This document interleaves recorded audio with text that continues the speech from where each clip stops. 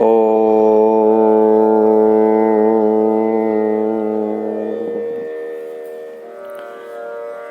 नमः परमहंसा स्वादित चरण कमल चिन्मकरंदाय भक्तजन मानस निवासाय श्री लक्ष्मी नारायणाय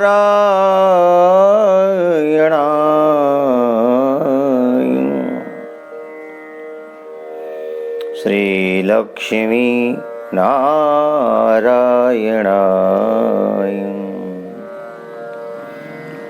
लक्ष्मीनाथ समारंभां नाथयां मध्यमां स्मदाचार्य पर्यन्तां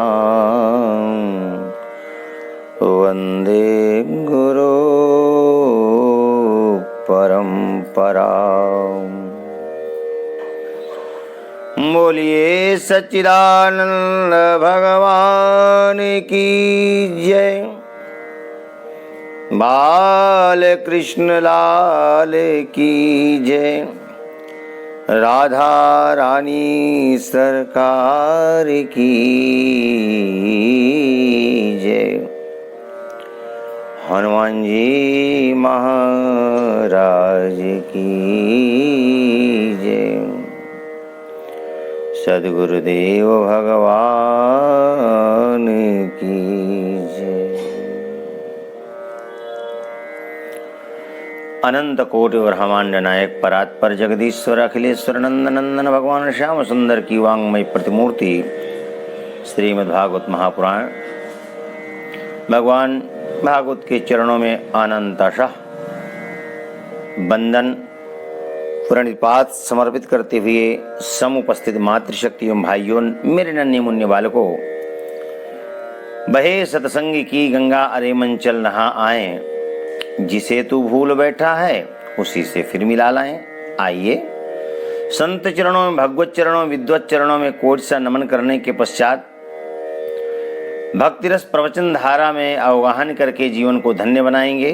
पर आइए पूर्व में पहले राधा नाम संकीर्तन, पश्चात कथा गंगा में अवगाहन करके गोता लगा करके डुबकी लगा करके जीवन को धन्य बनाएंगे।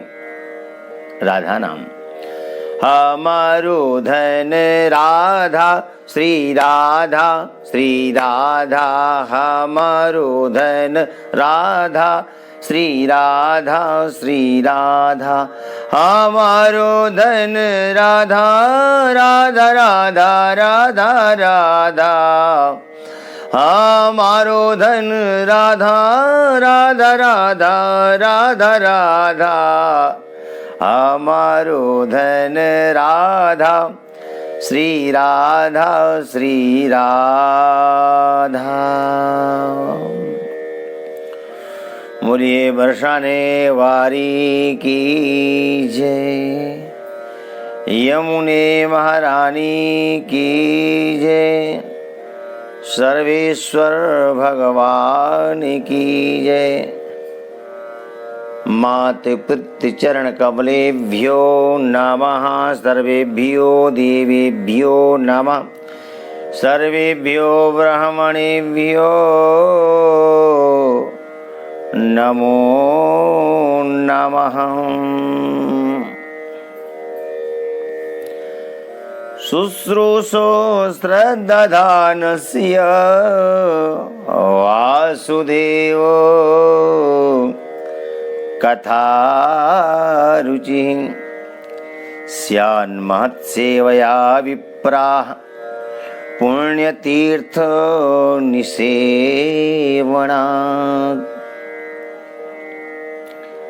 कल चर्चा चल रही थी,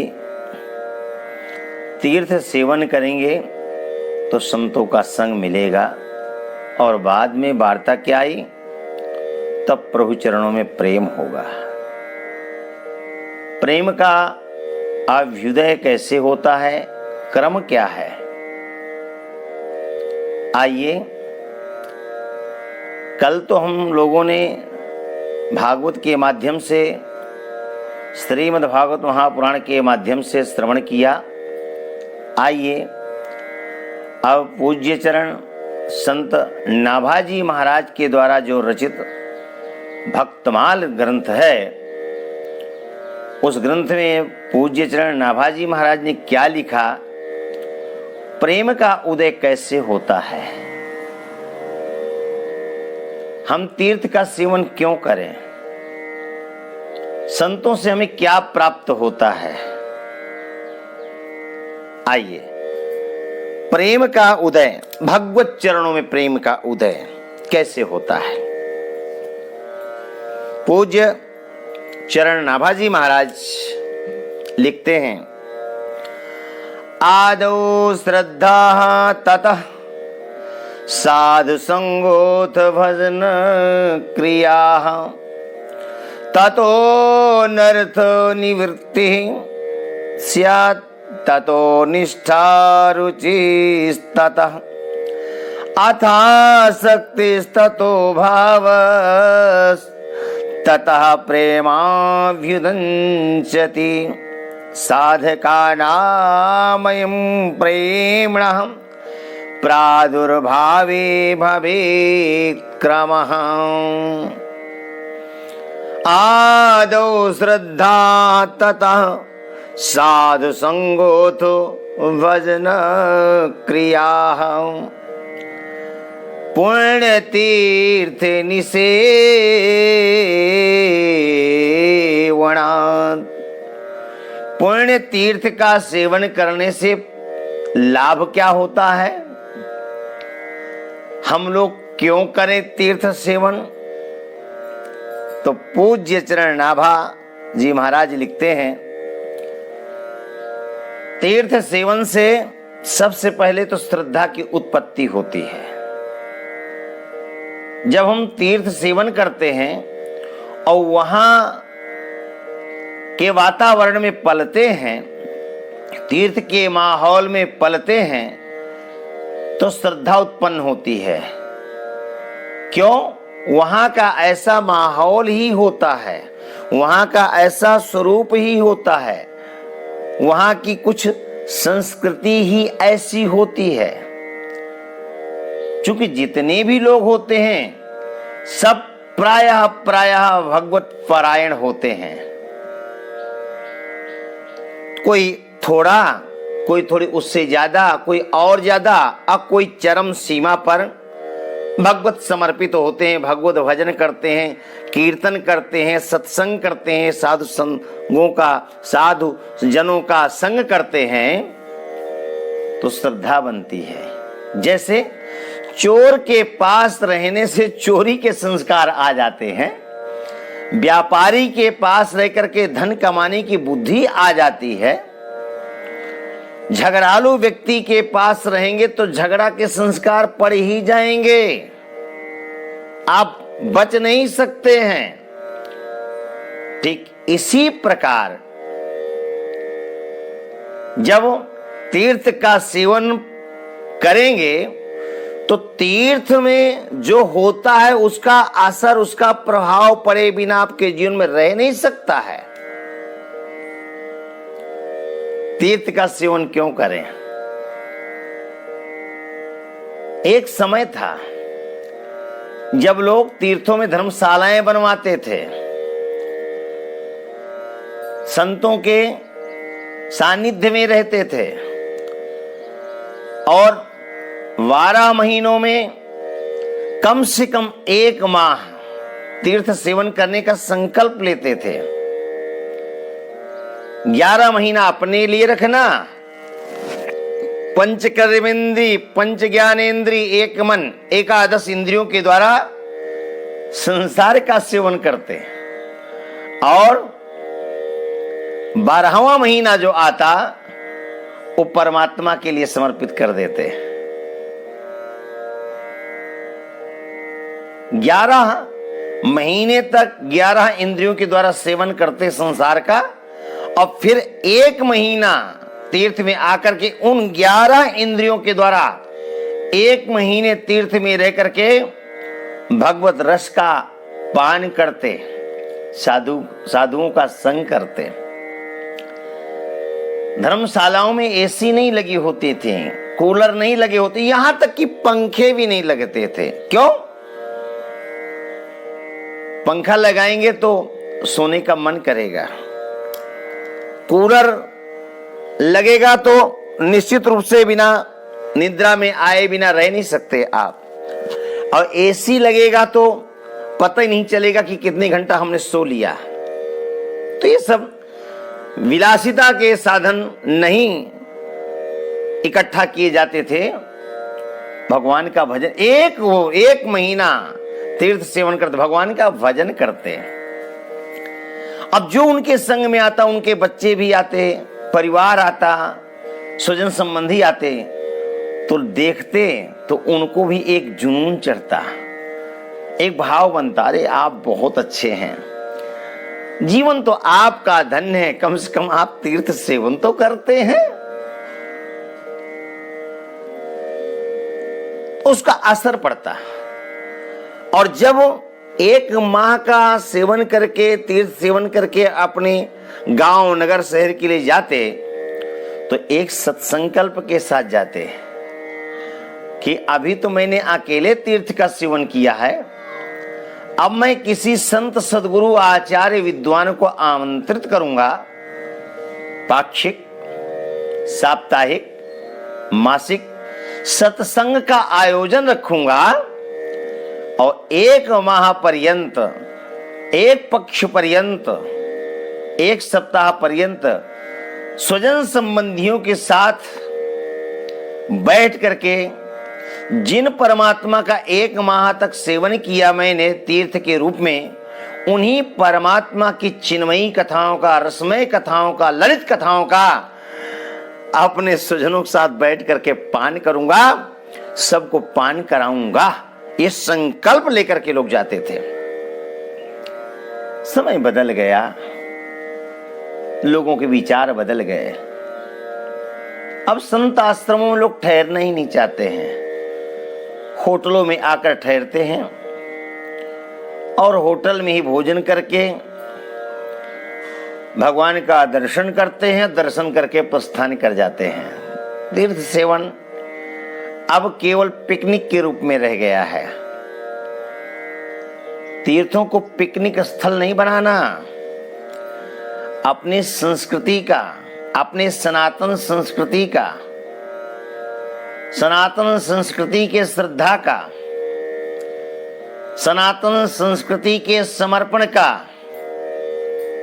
केंद्र बनाना, कल्याण होगा। लोग तीर्थों में जाकर के वो करने लग गए हैं जो नहीं करना चाहिए। आज भी बहुत ऐसे लोग हैं जो आश्रमों में आकर ठहरते हैं। अब संत तो भजनानंदी है, प्रेम से रूम दे दिया, कक्ष दे दिया, रात्रि में विश्राम किया, प्रातःकाल होते निकल गए। जब सफाई कर्मी या विद्यार्थी उन कक्षों में गए तो देखा कि शराब की बाटलें पड़ी हैं। राम राम राम राम। तीर्थ में आकर के शराब का पान करना, संत के आश्रम में आकर के मदिरा का पान करना अधर्म है, अधर्म है। तीर्थ सेवन भले ही नहीं करना, पर भाई तीर्थ में आकर के अधर्म नहीं करना। अरे यहां भी आकर के मदिरा का पान नहीं, भगवान नाम रस का पान करना चाहिए। पिबत भागवतम रसमालयम मुहुरहो रसिका भुवि भागुका। एकेन मनसा भगवान सात्वतां पति श्रोतव्यः कीर्तितव्यस्य ध्येयः पूज्यस्य नित्यदा। एकेन मनसा भगवान सात्वतां पति, भक्तानां पति या लक्ष्मीपति, दोनों बातें हैं। पर भक्तानां पति कहेंगे तो ज्यादा श्रेयस्कर होगा। जो भक्तों के स्वामी हैं, पालक हैं, उन भगवान का क्या करना चाहिए? बोले श्रोतव्य कीर्तितव्यस्य, श्रवण करना, कीर्तन करना, ध्यान करना, ऐसा ध्यान की ध्यान करते करते समाधि लग जाए। पिबत भागवतम रसमालयम। तो तीर्थ में आते हैं भगवान नाम रस पान करने के लिए। पिबंतम त्वन मुखाम्बोजच्युतम हरि कथामृतम। परीक्षित ने भगवान सुखदेव के समक्ष कहा, आप मेरे भूख की चिंता नहीं करें, प्यास की चिंता नहीं करें। नई साति दुस्साक्षुनमाम त्यक्तो दम विवाधते पिबंतम त्वन मुखाम्बोजच्युतम हरि कथामृतम। आप भूख प्यास की चिंता नहीं करें। क्यों? आपके मुंह से निःसृत में भागवतामृत का पान जो कर रहा हूं, तो कैसी क्षुधा और कैसी पिपासा। वह पिपासा, वह क्षुधा जिसके कारण निर्दोष जगतवंद्य संत का मैंने अपराध किया और जिसके कारण मुझको शाप लगा। नहीं चाहिए मुझे क्षुधा की तृप्ति, नहीं चाहिए पिपासा की तृप्ति। पिबंतम त्वन मुखाम्बोजच्युतम हरि कथामृतम। आपके मुंह से निःसृत भागवतामृत का पान जो कर रहा हूं, इसलिए न क्षुधा सता रही है न पिपासा सता रही है। तो श्रोतव्यः कीर्तितव्यश्च ध्येया पूज्यस्य नित्यदा। भगवान की कथा और श्रवण दोनों ही कल्याणकारी हैं। सत्संग यानी श्रवण और कथा। तो कैसे तीर्थ सेवन करें? अब तीर्थ सेवन का फल क्या है? बोले तीर्थ सेवन का फल यह है कि जैसी संगति करेंगे वैसा ही असर होगा जीवन में। तो संतों का संग करें। आदौ श्रद्धा ततः साधु संगोथ भजन क्रिया ततो नर्थ निवृत्ति स्यात् ततो निष्ठा रुचिस्तथा। जब आप तीर्थ सेवन करेंगे तो आपकी श्रद्धा बनेगी। एक दिन कहा था ना, सतधा श्रद्धा। सत अविनाशी, सत सतानाम,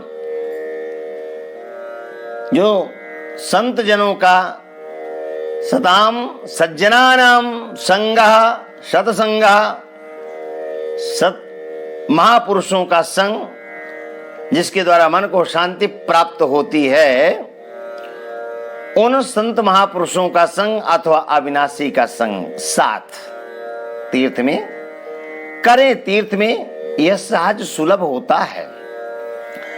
तो पहले तो आपकी श्रद्धा बनेगी, श्रद्धा की उत्पत्ति होगी।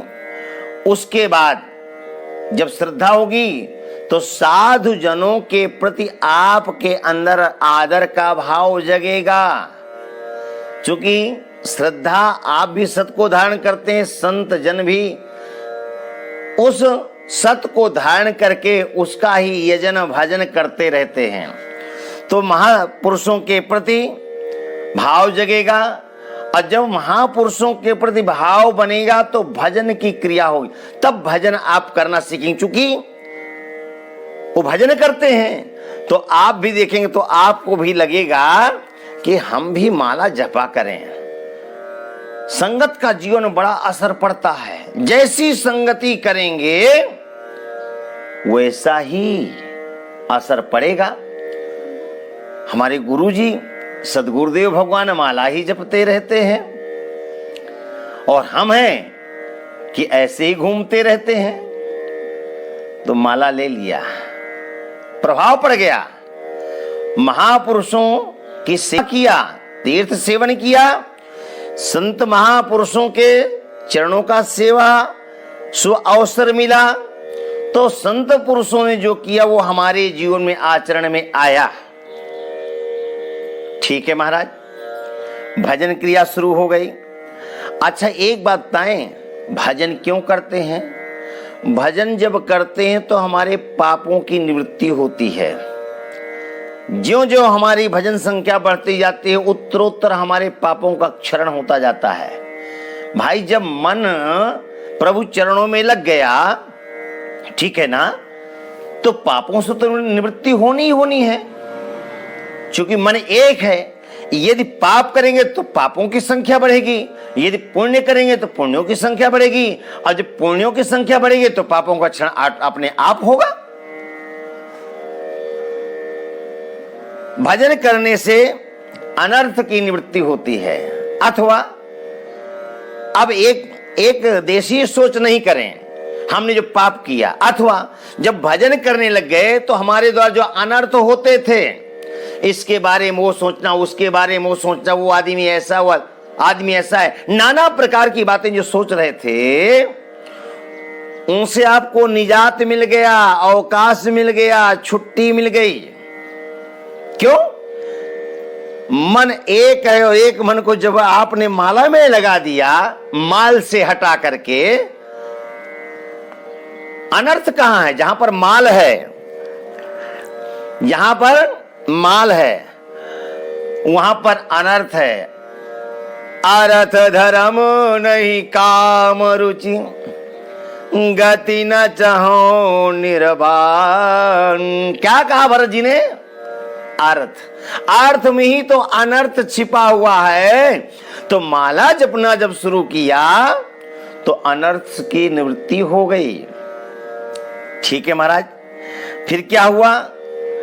जब अनर्थ की निवृत्ति हो गई, मन प्रभु चरणों में लग गया, तो निष्ठा बन गई। अब कुछ और नहीं, एक ब्रह्मनिष्ठ हो गए, परमात्म पद निष्ठ हो गए, गो संत विप्र पद निष्ठ हो गए।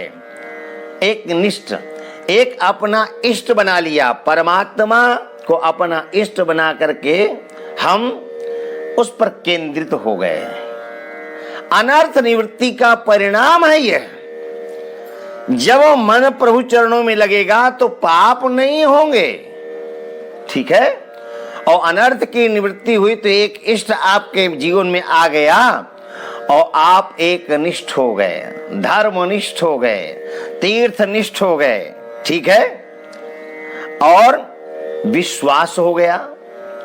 भवानी शंकरो वंदे श्रद्धा विश्वास रूपिणो। बाबा तुलसी ने लिखा, भवानी शंकरो वंदे श्रद्धा विश्वास रूपिणो। भगवती पराम्बा जगदम्बा, आप पार्वती को ले लीजिए या राधा रानी को ले लीजिए या जगत जननी किशोरी को ले लीजिए, लेकिन श्रद्धा विश्वास रूपिणो भगवान शंकर को श्रद्धा और विश्वास का रूप कहा गया है। लेकिन तीर्थ सेवन में जब आपने इष्ट बना लिया, एक निष्ठ हो गए, ब्रह्मनिष्ठ हो गए, तो आपका विश्वास हो गया। उस श्रद्धा के कारण, चूंकि सत्य को धारण कर लिया और आपका विश्वास हो गया। बिन परतीत होय नहीं प्रीति। बिन परतीत, बिना प्रतीत की होय नहीं प्रीति। जब तक विश्वास नहीं होगा तब तक प्रीति नहीं होगी, ठीक है। उसके बाद रुचि बढ़ेगी। जब किसी के प्रति विश्वास हो जाता है तब उसके प्रति रुचि बढ़ जाती है, यानी उसके प्रति लगाव बढ़ जाता है। विश्वास है, नहीं वो बहुत अच्छा है, तो हमने विश्वास कहाँ किया? परमात्मा के चरणों में किया है, तो रुचि बढ़ गई, लगाव बढ़िया बढ़ गया। हाँ, ठीक है महाराज। अब रुचि बढ़ गई, तो जब रुचि बढ़ जाती, लगाव बढ़ जाता है, तो क्या होता है? आसक्ति बढ़ जाती है। आसक्ति क्या है? जो जा नहीं सकती वो आसक्ति है। आ तो सकती है पर जा नहीं सकती है, आसक्ति है, ठीक है। तो रुचि बनी, लगाव बना, अरे भाई हम फला के बिना जी नहीं सकते हैं, कहते हैं कि नहीं कहते हैं, कहते हैं ना। तो जब वो कहते हैं कि उसके बिन जी नहीं सकते हैं, लगाव हो गया है, यही आसक्ति है, ये तीर्थ सेवन का फल है। लोग कहते तुम्हारी बड़ी आसक्ति हो गई है, क्यों कहा, व्यंग नहीं किया, यानी जिसके प्रति तुम्हारा लगाव हो गया है वो एकदम प्रबल और सबल है, दुनिया छूट जाए पर आपको प्रेम जा नहीं सकता है। इसी प्रकार यह आसक्ति, यह प्रेम, यह निष्ठा, यह रुचि ऐसी जो आ गई तो फिर जाती नहीं, जा नहीं सकती, आसक्ति, ठीक है। उसके बाद भाव का उदय होता है, अथासक्तिस्ततो भावस्ततः प्रेमाभिधंचति, भाव बनेगा, और जो भाव बनेगा तो प्रेम का उदय होगा। प्रेम क्या है, परमात्मा का दूसरा स्वरूप है। प्रेम ही परमेश्वर है, परमेश्वर ही प्रेम है, प्रेम ही परमेश्वर है और परमेश्वर ही प्रेम है। साधकों के हृदय में प्रेम के प्रादुर्भाव होने का एक क्रम बतलाया है। साधकों के हृदय में प्रेम के प्रादुर्भाव का एक ये क्रम बताया है। कैसे बताया है, बोले तीर्थ पुण्य तीर्थ निसेवनात्, पुण्य तीर्थ का सेवन करने से इस प्रकार परमात्मा के चरणों में प्रेम का उदय होता है। और एक बात बताएं, आप कितनी भी तपस्या कर लो, पर यदि आपके हृदय में प्रेम नहीं है तो आपकी वो तपस्या निरर्थक है। तपन्तु तापै प्रपतन्तु पर्वतात्, अटन्तु तीर्थानि पठन्तु चागमं, यजन्तु यागै विवदन्तु वादैर्, बिना हरिं नैव मृत्युं तरन्ति, बिना हरिं नैव तरन्ति। तप तो तापै, बहुत तप कर लो, पर्वतों से आप गिर लो, तपंतु तापै प्रपतंतु पर्वतात्, अटंतु तीर्थान, आप भले ही कितने भी आगम शास्त्रों पढ़ लो, तीर्थाटन कर लो, कितने भी यज्ञ यागादि कर दो, कितने बड़े विद्वान होकर के शास्त्रार्थ कर लो, पर जब तक भगवत चरणों के प्रति शरणागति नहीं होगी, भगवत शरणागति नहीं होगी, तब तक आप संसार सागर से पार जा ही नहीं सकते हैं। संसार सागर से पार जाने के लिए परमात्मा पद में प्रीति का होना बहुत आवश्यक है, अन्यथा श्रम एव ही केवलम, केवल श्रम ही श्रम है और कुछ भी नहीं है। तो भाइयों, मैं आपसे ये कहना चाहूंगा कि तीर्थ सेवन जरूर करें, संत संग जरूर करें। और अब तो ऐसी बीमारी चल रही है कि जीवन का कोई भरोसा नहीं, अदृश्य शत्रु हम पर कब अटैक कर दे, कब आक्रमण कर दे, मालूम नहीं, बोध नहीं, ज्ञात नहीं। इसलिए ऐसे क्षणभंगुर जीवन में हम सब अपने मन को प्रभु चरणों में लगा दें। देखिए हम सबका जीवन कैसा है, हम सब के पीछे कोई ना कोई लगा हुआ है हमको मारने के लिए। भेको धावति तम च धावति, फणी सर्पम शिखी धावति, व्याघ्रो धावति केकिनं विधिवशात्, व्याधोपितं धावति, स्वस्वाहारमिहार साधन विधौ, सर्वे जना व्याकुलाः, कालस्तिष्ठति पृष्ठतः कचधरः, केनापि नो दृश्यते, केनापि नो दृश्यते मेको धावति तो च धावति।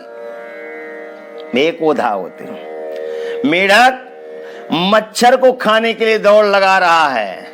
मेढक मच्छर को खाने के लिए दौड़ लगा रहा है और उसके पीछे सब दौड़ रहा है। मेढक मच्छर को खाने के लिए दौड़ रहा है, पर मेढक को खाने के लिए सर्प दौड़ रहा है। फणी सर्पम शिखी धावत। सर्प मेढक को खाने के लिए दौड़ रहा है और सर्प के पीछे कौन लगा, ध्यान रखिएगा, हम कोई वंचित नहीं है। क्षण भंगुर जीवन की कलिका, कल प्रात को जान खिली न खिली। मलया चल की सुच शीतल मंद, सुगंध समीर मिली न मिली। काल कुठार लिए फिरता, तन नम्र स चोट झिली न झिली। भजले हरि नाम हरि रस नाम, फिर अंत समय तू हिली न हिली। जीवन क्षणभंगुर है, क्षणभंगुर जीवन भी कोरोना बीमारी आ गई है। अब तो और रजिस्ट्रेशन हो गया है कि बचना नामुमकिन है, मुश्किल है। और जो भी यहां आया है उसको जाना होगा। आया है सो जाएगा, राजा रंग फकीर। फिर भी जितना भी जीवन है, जितना भी समय है, उसे हमें सार्थक करना है। मच्छर के पीछे मेढक, मेढक के पीछे सर्प, और सर्प के पीछे कौन चल रहा है? बोले शिखी धावती, मोर दौड़ रहा है सर्प को खाने के लिए। जब पंख फुला करके नाचता है तो लोगों के मन को मोह लेता है, लोग मंत्रमुग्ध होकर के उसको देखते हैं। कहीं मयूर का नर्तन बंद ना हो जाए, कहीं मयूर हमें देख न ले, कहीं हमारे आनंद में विघ्न नहीं पड़ जाए। तो लोग नृत्य करते हुए मयूर को देखना तो चाहते हैं, पर छिप छिप करके देखना चाहते हैं। क्यों? वो भी अपने आनंद में मग्न हो रहा है और हम उसके आनंद को देखकर आनंदित हो रहे हैं, पर कहीं आनंद में व्यवधान न बन जाए, इसलिए उस नृत्य को देखने के लोग छिप छिप करके देखते हैं। पर वही मयूर जिसके नृत्य को हम लोग छिप छिप करके देखते हैं, अघाते ही नहीं, तृप्तता को प्राप्त होते ही नहीं, उसी मयूर के पंख को भगवान श्याम सुंदर धारण करते हैं मस्तक पर काम क्या है? निष्कामी तो है, पर सर्प को खाता है। कितना जहरीला होता है सर्प। तो सर्प, जहरीले सर्प को पचाने की क्षमता जिसमें है, वो कितना जहरीला नहीं होगा। लेकिन फिर भी प्रभु उसको निष्कामी समझ करके उसको अपने मस्तक पर धारण करते हैं। व्याघ्रो धावति केकिनं विधिवशात्, व्याधोपि तं धावति। सर्प के पीछे मोर दौड़ता है और मोर के पीछे सिंह दौड़ता है। व्याघ्रो धावति केकिनं विधिवशात्, उसको खाने के लिए सिंह दौड़ता है। सिंह कहता मैं बलशाली हूं, मैं बलवान हूं, तो खाने को दौड़ता है, लेकिन नहीं देखता कि मेरे पीछे भी कोई बहेलिया लगा हुआ है। व्याधोपि तं धावति। इस प्रकार से स्वस्वाहार विहार साधन विधौ सर्वे जना व्याकुला, कालस्तिष्ठति पृष्ठतः कचधरः केनापि नो दृश्यते। इस प्रकार सभी अपने अपने भोजन विहार के पीछे सभी दौड़ रहे हैं, भाग रहे हैं, पर पीछे चोटी पकड़कर काल खड़ा है, ये कोई नहीं देख रहा। मतलब हम सब लोगों के पीछे काल खड़ा है। इससे छुटकारा पाना कठिन है, ठीक है ना? तो ऐसे क्षणभंगुर जीवन में जब सब लोग एक दूसरे खाने के लिए दौड़ रहे हैं, तो इससे बचने के लिए भगवान सुखदेव ने सुंदर भागवत की जो कथा कही है, काल व्याल मुखग्रास त्रास निर्नाश हेतवे श्रीमद् भागवतम शास्त्रम कलौ कीरेण भाषितम। काल रूपी सर्प के जो हम ग्रास बने हुए हैं, काल माने समय, कितने काल होते हैं? 3 काल, भूतकाल, वर्तमान काल और भविष्य काल। काल व्याल मुखग्रास त्रास निर्नाश हेतवे, इससे छुटकारा पाने के लिए कलौ कीरेण भाषितम, भगवान सुखदेव ने सुंदर कथा कही है। काल रूपी सर्प से बचने के लिए, काल कहते हैं समय को। हम लोग हर क्षण हर पल मर रहे हैं, और मरने के बाद भी वर्ष पूर्ण होने पर हम लोग जन्मदिन मनाते हैं और जाने क्या बोलते हैं, हैप्पी बर्थडे टू यू करके बोलते हैं ना, और मोमबत्ती जलाते हैं, फूंक देते हैं। इस दिन तो परमात्मा के सामने बैठकर रोना चाहिए, हे मेरे परमात्मा, मेरी जिंदगी का 1 वर्ष और चला गया, लेकिन मैंने आपका भजन नहीं किया। परमात्मा ऐसा कुछ करिए जिससे कि मेरा मन आपके चरणों में लगे। यह निवेदन करना चाहिए जिस दिन हमारा जन्मदिन हो, एक एक दिन एक एक क्षण सार्थक करें। भूत, वर्तमान और भविष्य 3 काल, 3 ही काल होते हैं ना?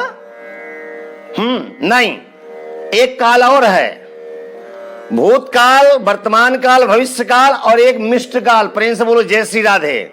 आजकल तो जब भी मोबाइल देखो तो एक काल पड़ी होती है, बोले कौन सी काल? बोले कहते मिष्ट काल। प्रेम से बोलो जय श्री राधे। अरे तो मिष्ट काल तब देखेंगे जब हम भगवान का भजन करेंगे, पूजा करेंगे, पाठ करेंगे, जिंदगी रहेगी, तब ना मिष्ट काल को देखेंगे। इसलिए जीवन पा करके, जो हमको जीवन मिला है, इसको पा करके हमें सार्थक करना है। कल चर्चा चल रही थी भगवान नारायण के अवतारों के विषय में। भगवान के मुख्य अवतार कितने हैं? तो 24 अवतार हैं, और उन अवतारों की संख्या हमने आप सबको बताई थी। लेकिन 24 अवतारों की कथा करते करते हम लोग पहुंचे कहां थे? कृष्णस्तु भगवान स्वयं। एते चांस कला पुंसः कृष्णस्तु भगवान स्वयं। एते चांस कला पुंसः कृष्णस्तु भगवान स्वयं। इंद्रारि व्याकुलं लोकं मृणयन्ति युगे युगे। ये जितने भी अवतार हैं सब अंशावतार हैं। कला सर्वे हरेरेयो सप्रजा पतयस्तथा एते चांस कला पुंसा कृष्णस्तु भगवान स्वयं। ये जितने भी प्रजापति आदि हैं सब उनके अंश अवतरित हुए हैं। और भगवान 24 अवतारों में 23 अवतारों को अंशावतार कहा गया या कलावतार कहा गया, पर भगवान श्याम सुंदर को पूर्णावतार कहा गया है। एते चांस कला पुंसः कृष्णस्तु भगवान स्वयं। ये साक्षात भगवान है। अब यहां पर चर्चा चलती है, लोग कहते हैं पूर्णावतार तो भगवान श्याम सुंदर का ही है, कान्हा का ही पूर्णावतार है। ऐसा नहीं, ये पौराणिक भाषा है। हम किसी बात को जब जोर शोर से उठाएं, दावे के साथ कहें, तो इस बात का भी जरूर ध्यान रखें कि कहीं कोई गलती तो नहीं करते जा रहे हैं या करने जा रहे हैं। एक पक्षीय कभी भी चर्चा नहीं होनी चाहिए, और विशेष करके भगवान के विषय में तो चर्चा कभी ऐसी होनी ही नहीं चाहिए। वो परमात्मा अनेक रूप रूपाय विष्णवे प्रभु विष्णवे, अनेक रूपों को धारण करता है, अनेक रूपों में अवतरित होता है। उसका कोई भी रूप न्यून नहीं कहा जा सकता है, और न्यूनता का बोध करेंगे, श्रेष्ठता का बोध करेंगे, न्यूनाधिक्य का जहां पर विश्लेषण होने लगता है वहां अपराध होने लग जाता है। हम कौन होते हैं विश्लेषण करने वाले या समीक्षा करने वाले? पर नहीं, आप कहेंगे ग्रंथकार ने तो लिखा, और ये तो लिखा कृष्णस्तु भगवान स्वयं। हां, भगवान है, कोई झूठी बात नहीं, पर भगवान कृष्ण ही पूर्ण अवतार है ऐसा नहीं। ये पौराणिक भाषा है। जब हम भागवत महापुराण को पढ़ते हैं तो कृष्णस्तु भगवान स्वयं, और जब वाल्मीकि रामायण को पढ़ते हैं तो रामस्तु भगवान स्वयं, और जब सुदर्शन संहिता को पढ़ते हैं तो एते चांस कला सर्वे रामो ब्रह्म सनातना। सुदर्शन संहिता में तो कह दिया कि राम तो साक्षात सनातन ब्रह्म है। जिस सनातन की कल चर्चा हम कर रहे थे वो सनातन ब्रह्म है, और भगवान कृष्ण तो भगवान है। अब ब्रह्म और भगवान में विवाद आ गया, ये भगवान है वो ब्रह्म है। अब भगवान और ब्रह्म में अंतर क्या है? बोले जो इन भगों से युक्त है, 6 भगों से युक्त है, वान है, उन्हें भगवान कहते हैं। ऐश्वर्यस्य समग्रस्य वीर्यस्य यशसा श्रिया ज्ञान वैराग्य योश्चैव शरणाम भग इति ऋणा। इन जो भगों से युक्त है उसे भगवान कहते हैं।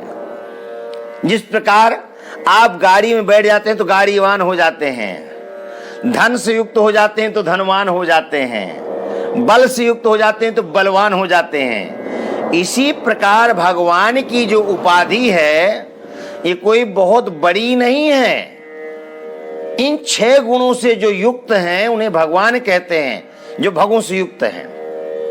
और भगवान शब्द की बात जहां तक आती है तो तृतीय स्कंद में, भागवत के तृतीय स्कंद में मैत्रेय जी को भी भगवान शब्द से संबोधित किया गया है। तो क्या मैत्रेय भगवान है? नहीं, एक ऋषि है, पर उनको भगवान कहा गया। और बंगाल में एक ऐसा समाज है जो वो अपने सरनेम के जगह पर भगवान शब्द लगाते हैं। ठीक है, जिस प्रकार यहां कोई सरनेम के पीछे कोई उपाध्याय, कोई त्रिवेदी, कोई चतुर्वेदी, कोई पांडे, कोई तिवारी, जो जैसा। तो जो 6 गुणों से 6 भगों से युक्त है, वान है, उसको भगवान कहते हैं। लेकिन ब्रह्म कौन है?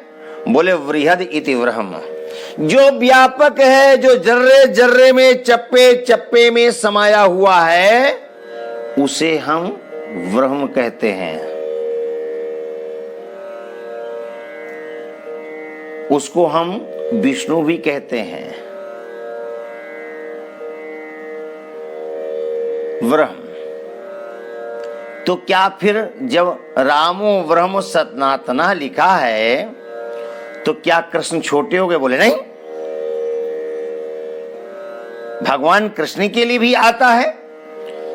जब ब्रह्मा जी ने बछड़ों को चुरा लिया, ग्वाल सखाओं को चुरा लिया, भगवान कृष्ण जान गए कि ये ब्रह्मा जी की करतूत है, तो उतनी बछड़ों को, उतनी सखाओं को, उतनी छड़ियों को उत्पन्न कर दिया।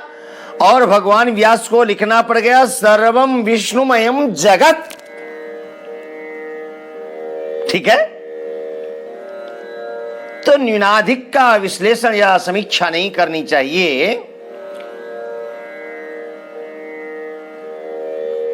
कान्हा यदि भगवान है तो भगवान राम को भी, रामस्तु भगवान से भगवान राम को ही भगवान कहा गया है। अब आप कहते पूर्णावतार, कहते 16 कलाओं से युक्त जन्म लिए हैं इसलिए पूर्णावतार है।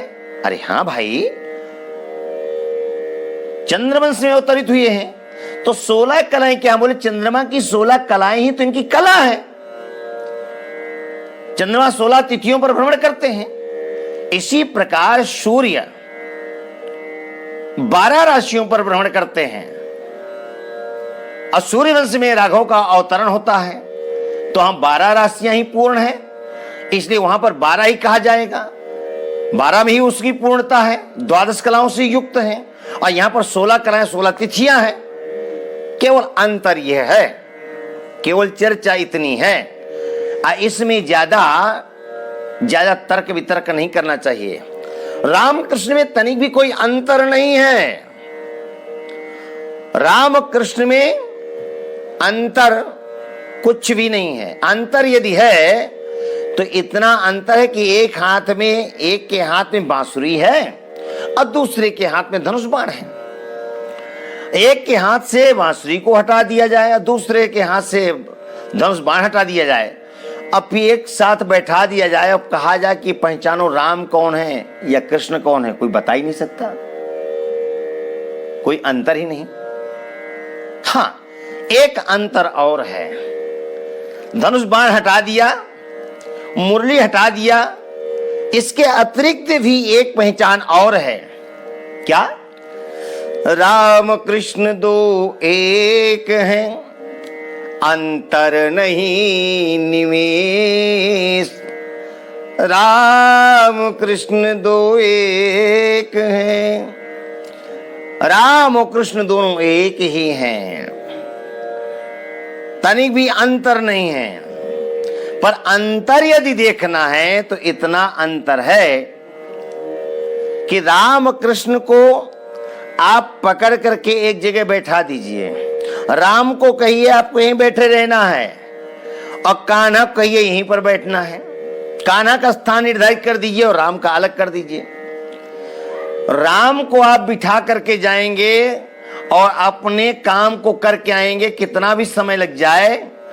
राघव जब आप लौट कर आकर देखेंगे तो राघव उसी स्थान पर बैठे मिलेंगे। मर्यादा है, मर्यादा पुरुषोत्तम के रूप में अवतरित हुए हैं। एक दायरा है उनका। आप घंटों का कार्य करके आइए, जहां बैठा करके गए हैं राघवेंद्र सरकार वहीं पर मिलेंगे। लेकिन यादवेंद्र सरकार की क्या लीला है? आपने बिठाया यहां पर और कहीं काम में चले गए, कहो कुछ तोड़ फोड़ कर दें, कहो जहां पर आप हैं वहीं पर पहुंच जाएं। क्यों?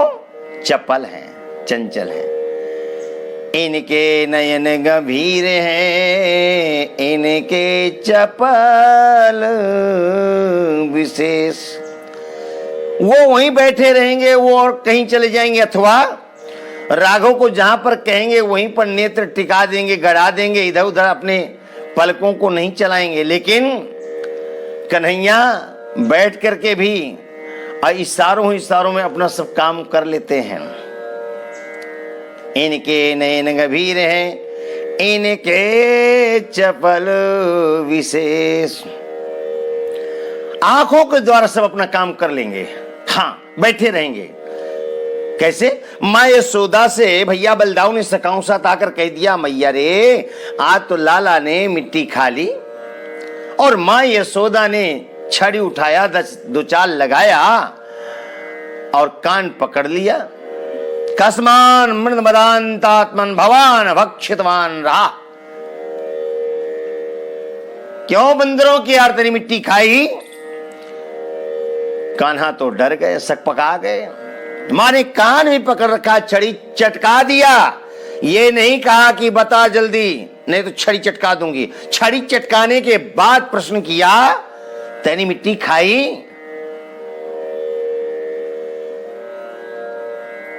कन्हैया ने कहा, मैया ना हम भक्षितवानंब, मैया मैंने मिट्टी नहीं खाई।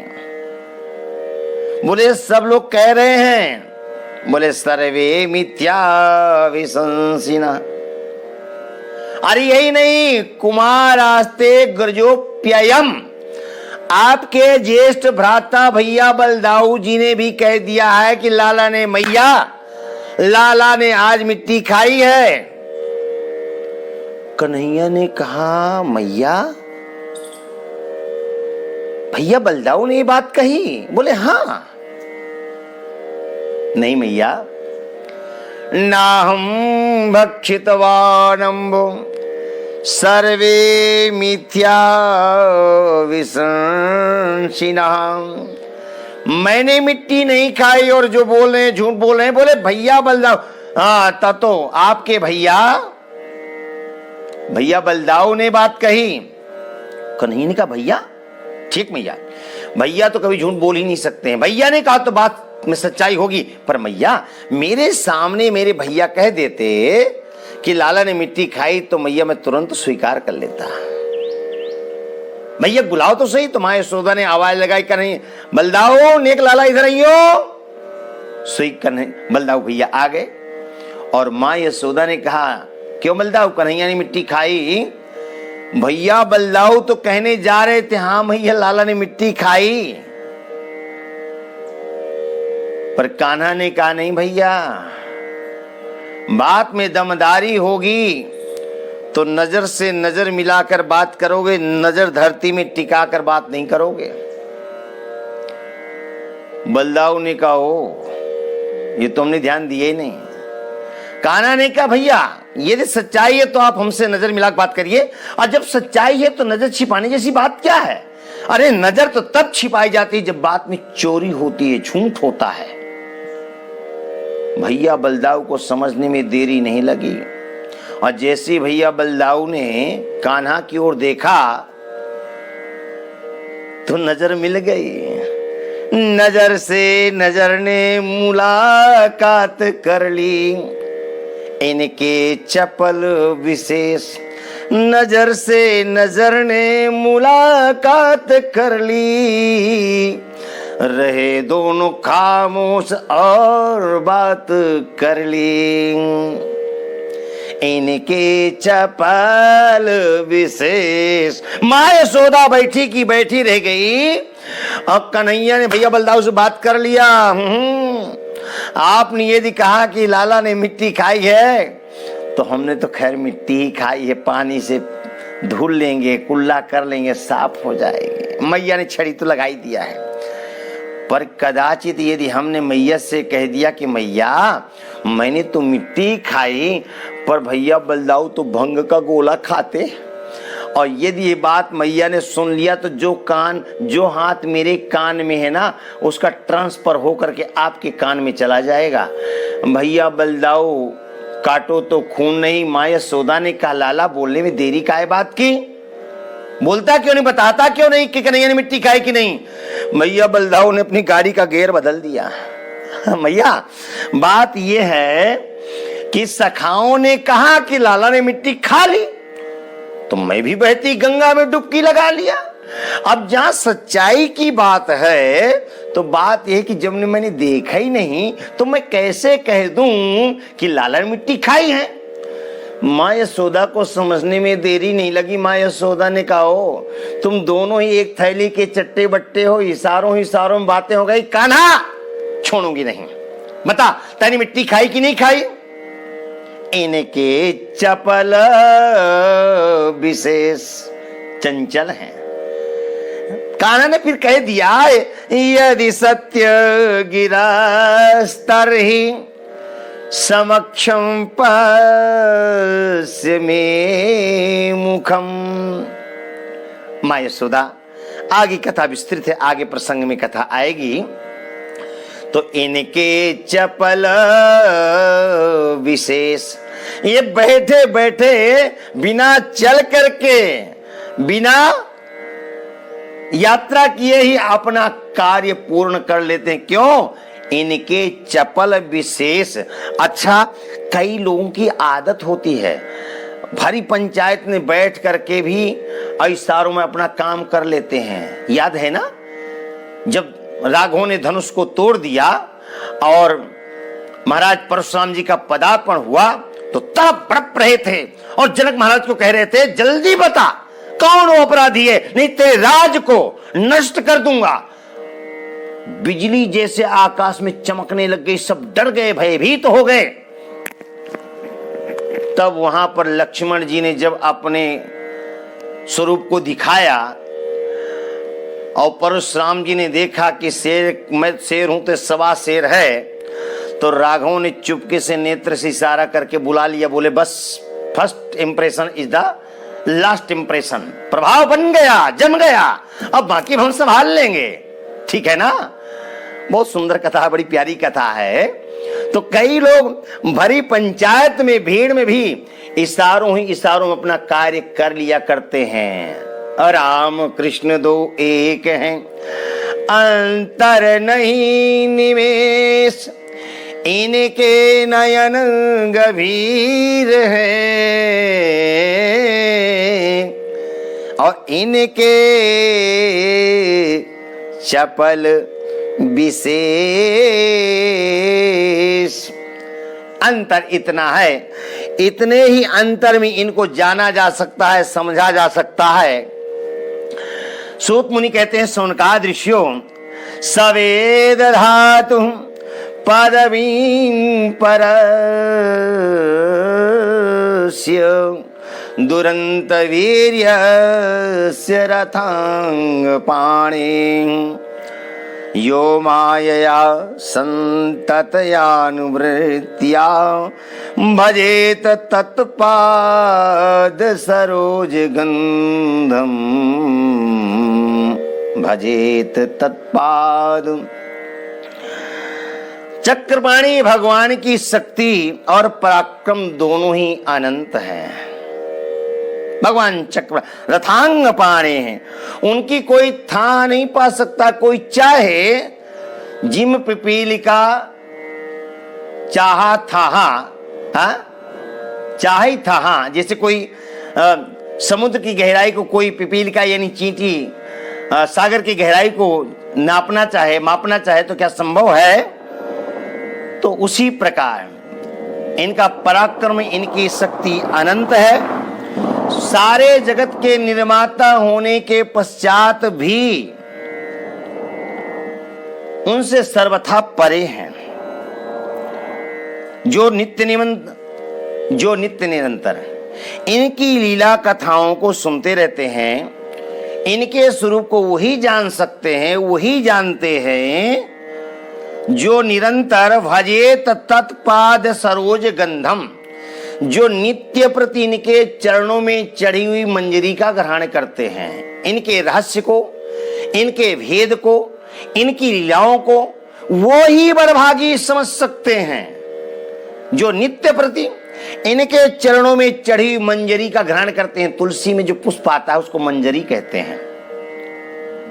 उस मंजरी को उतार करके भगवान शालिग्राम और नर्मदेश्वर में चढ़ाना चाहिए। नर्मदेश्वर में भी मंजरी चढ़ाई जा सकती है, विधान है। तो शालिग्राम भगवान में मंजरी चढ़ाएं। पहली बात, यदि तुलसी में मंजरी है तो भगवान विष्णु का सिर दुखता है, उस अपराध से बचिए। और दूसरी बात, यदि मंजरी को उतार करके आपने भगवान के ऊपर चढ़ा दिया तो भगवान की प्रसन्नता होती है, अपार प्रसन्नता होती है। तो क्यों ना इस प्रसन्नता को हम लें, क्यों ना लाभ प्राप्त करें।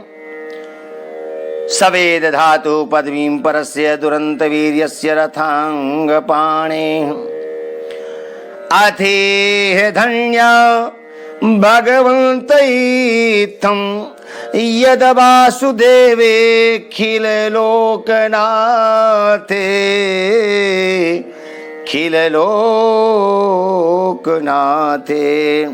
कुर्वन्ति सर्वा मकमात्मभावं न यत्र भूयः परिवर्त उग्रः न यत्र भूयः।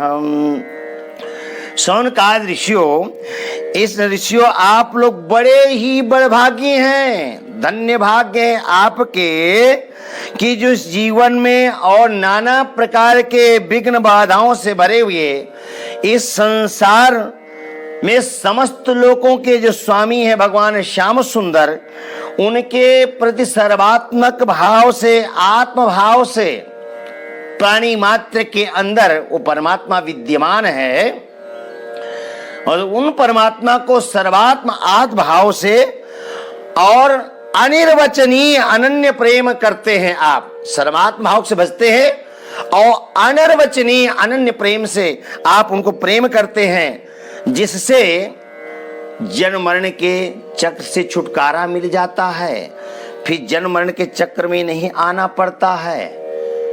आप अनन्यता के साथ आप प्रेम करते हैं, आप सब बड़भागी हैं।